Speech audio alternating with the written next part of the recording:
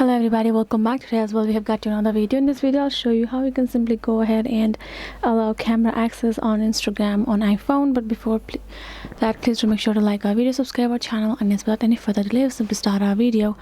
For the matter, the first thing you're gonna do is simply gonna go ahead access your settings of your mobile phone. So once you have done so, this kind of interface gonna pop up with all of the settings available for your device itself. You're simply gonna go ahead, scroll down till you find your particular app, which is Instagram for us. Go ahead, tap on it, and now here in this section you can see allow Instagram to access all the access devices are like available over here.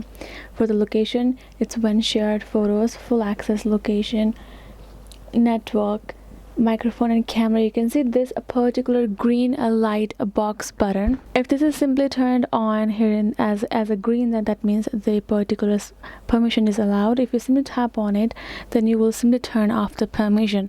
So if it's like that, this by default, go ahead and tap on it, turn this on, and go back and simply refresh your app once and use it.